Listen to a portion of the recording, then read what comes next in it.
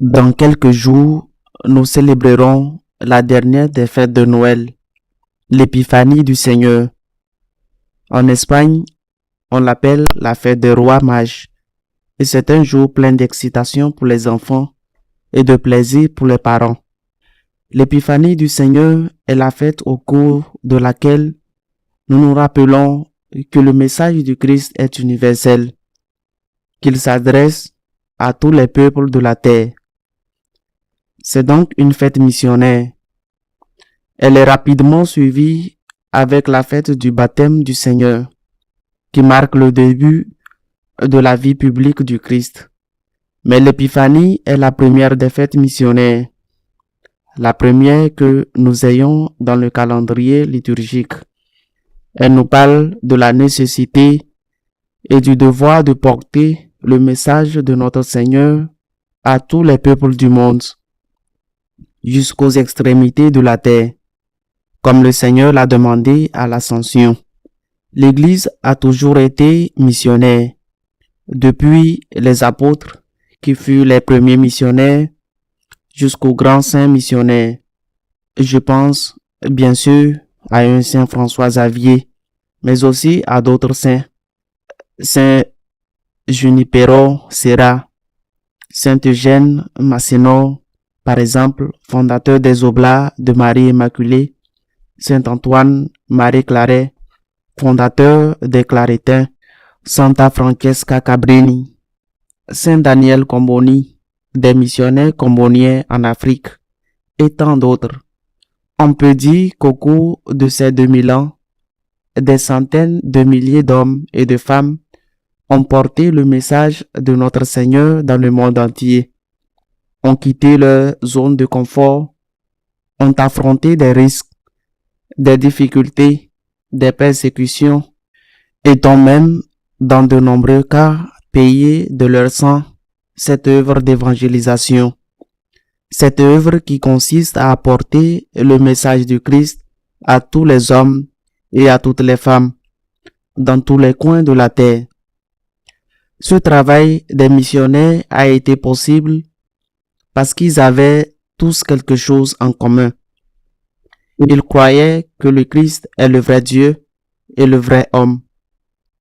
Ils croyaient que le Christ est le Sauveur universel, le Rédempteur universel, et ils croyaient que faire connaître le Christ et son message était la meilleure chose qu'ils pouvaient faire pour ces gens qui ne savaient pas, qui ne connaissaient pas le Seigneur.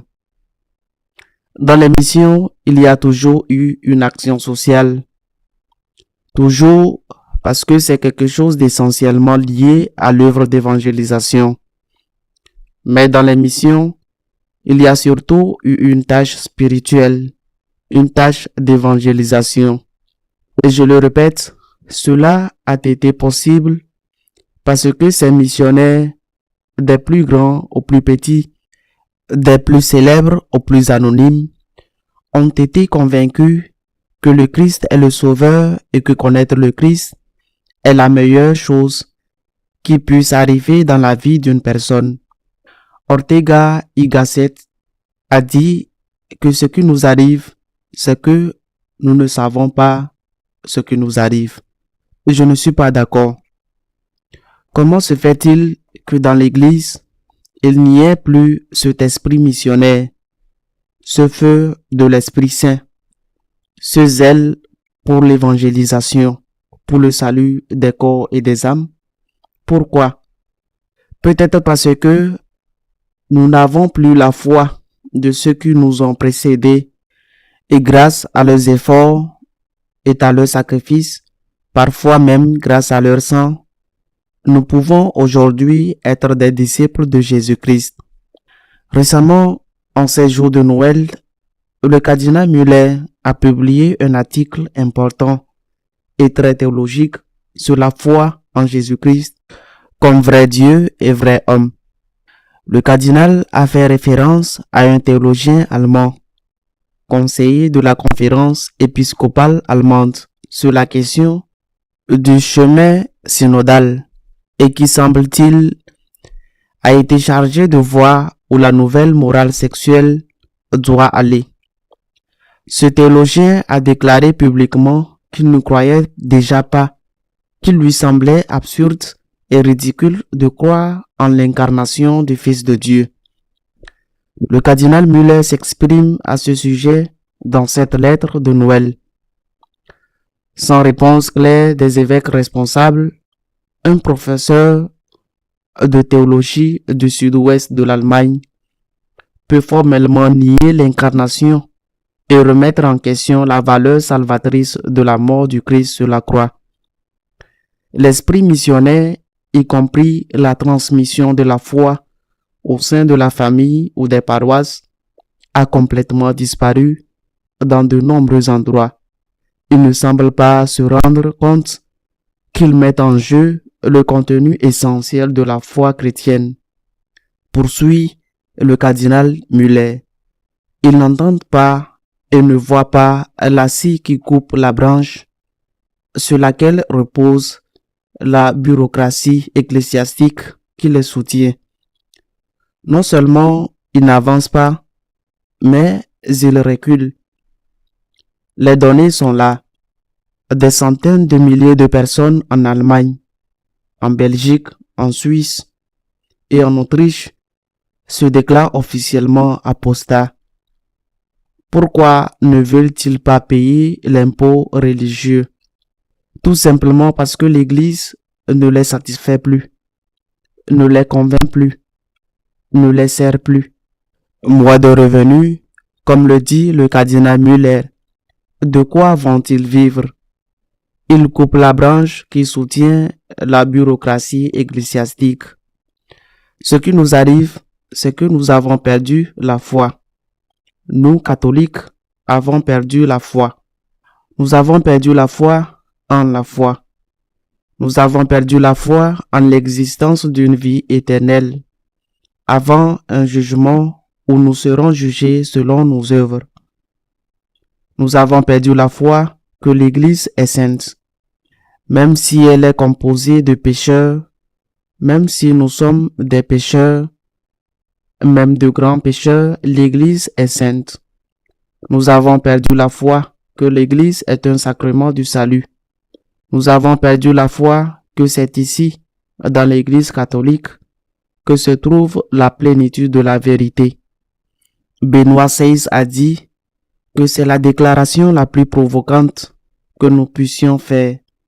Dans l'Église catholique, il y a la plénitude de la vérité. Quelles sont les conséquences? Tout d'abord, l'esprit missionnaire a disparu. Pourquoi aller évangéliser si chacun peut être sauvé en faisant ce qu'il veut, en croyant en qui il veut, ou en ne croyant en personne, et en menant le genre de vie qu'il veut, soumis à ses plus bas instincts? Pourquoi quitter sa maison? Ce qui a uni ces centaines de milliers d'hommes et de femmes qui ont donné leur vie et parfois leur sang pour apporter l'évangile à tous les hommes, cette certitude que le Christ est le Sauveur aujourd'hui, du moins dans de nombreux cas, a disparu. Comment peut-il y avoir des jeunes qui décident de suivre le Christ et de donner leur vie au Seigneur et pour l'amour du Seigneur, de donner leur vie à l'évangélisation, est aussi parce qu'elle va de pair avec l'aide aux problèmes des gens, qu'il s'agisse de l'alimentation, de la santé ou de la solitude. Comment peut-il y avoir des jeunes qui veulent suivre le Seigneur s'ils savaient que l'Église elle-même doute de l'existence historique du Seigneur ou que le Seigneur, comme le dit le cardinal Müller en citant le théologien allemand, soit le Fils de Dieu?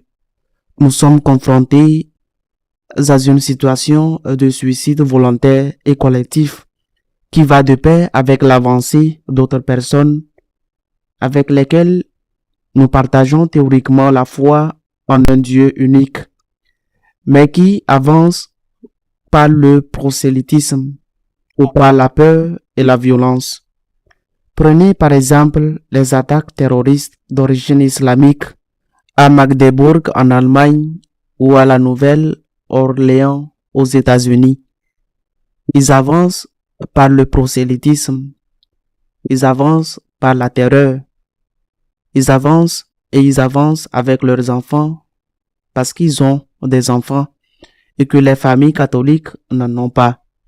Cette faiblesse qui est la nôtre, ce manque de foi en nous-mêmes, ce manque de foi en notre Seigneur, ce manque de foi que le Christ est le seul sauveur universel et que connaître le Seigneur et connaître son message est la meilleure chose pour cette vie et la meilleure chose pour la vie éternelle qui existe.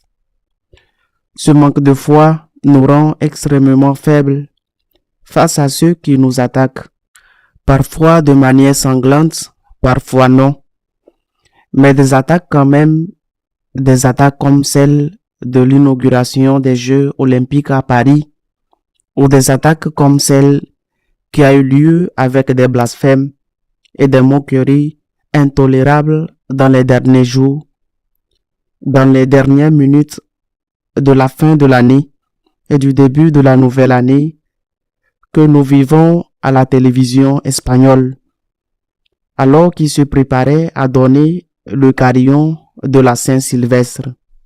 Si par exemple des crèches apparaissent, des crèches avec des têtes coupées, comme cela s'est produit dans un village de Madrid, si des églises sont peintes ou incendiées, c'est parce qu'au fond, c'est nous qui disons à ces gens que nous ne méritons pas de continuer à exister parce que nous avons cessé d'avoir foi en nous-mêmes. Nous avons cessé d'avoir foi en Jésus-Christ notre Seigneur. À quoi sert une église qui ne vit plus pour aimer Dieu et pour le faire aimer, pour rendre gloire à Dieu et pour apporter le message du salut, du vrai salut au reste de l'humanité? À quoi sert-elle? Nous languissons, les maisons s'écroulent, les unes après les autres, comme l'a dit le Seigneur, parce que nous sommes divisés, maison après maison. C'est-à-dire que les familles constatent, les unes après les autres, qu'elles ne sont plus capables de transmettre la foi à leurs enfants ou à leurs petits-enfants.